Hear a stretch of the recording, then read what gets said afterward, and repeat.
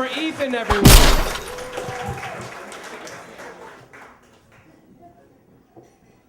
Hi, guys. Thanks for having me.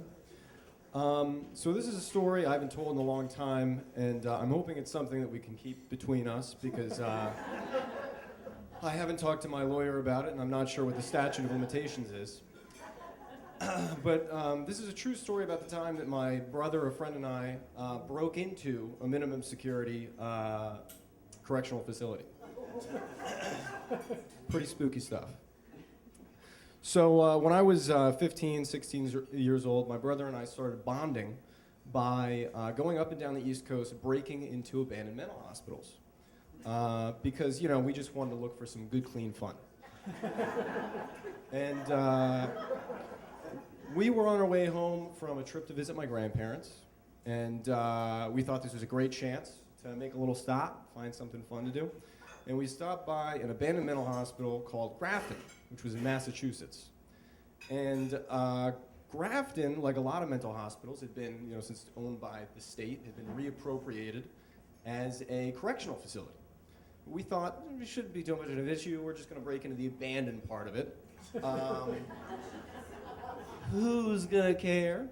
So we thought we'd just go check it out. And this is how my brother always got us into trouble. He'd say, look, I know it seems like it's gonna be hectic, but we'll just go look. We don't have to go in. We're just gonna go look at it. I just wanna see the place.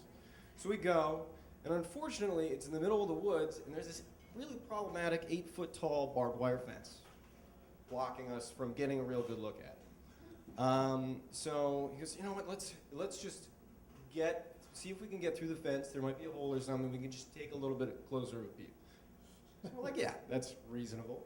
So we walk the perimeter of the fence, and lo and behold, there is a little hole to push through, and we get through that. And we're like, that was easy. Let's just go take a look. So we keep moving on into the woods, and we come across another 8-foot-tall fence, no barbed wire this time. There's a neat little path that goes past it.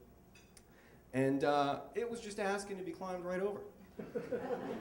So at this point, we're looking right at the building. There's an 8-foot fence between us, a path, and then another 8-foot-tall fence. No barbed wire, again, asking for it. So we're climbing up over the fence, and 2 people walk by. And they stop, and they look at us with that kind of look that says, are you breaking into a minimum security correctional facility? And so we did what anyone would do at that moment. We waved and tried to look polite and friendly and normal. And they didn't seem to buy it. They turned around and they walked back the way that they came. Not exactly welcoming. But at this point, we were standing right next to the building. So why wouldn't we just hop the other fence and go check it out? Which is exactly what we did. So we hop over the next fence and we climb through a window into this building. At this point, we're feeling like, we probably shouldn't be here. We just got seen. But they seem nice. I don't think they're going to tell anybody about it.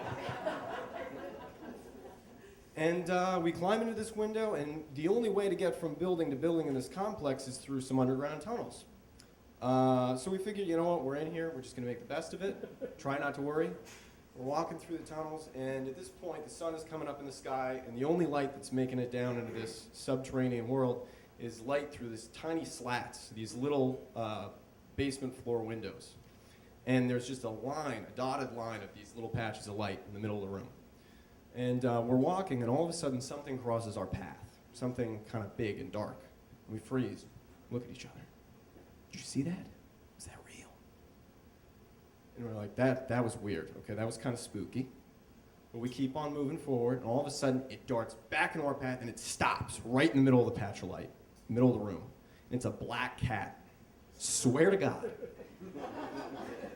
So at this point, we're really, this is 3 spooky, 5 me, okay? It's a scary situation. So we push through, we're like, you know what, we're in here. That was a bad juju moment, but we're fine, it's okay. And we climb up into the top of this building, and we're just enjoying the view. Look at what we made into this beautiful little world. And outside there is a state policeman looking up into the windows, trying to find us. And we go, oh, that's not good, but they don't know where we are right now, so we're okay. And we move to another side of the building to see if we can find a way out over there. But, oh, there's some security over there, too. And at this point, we started to get a little bit more spooked. We're starting to get scared here. So we start thinking maybe we should stop enjoying this quite as much as we are and try to get out of here.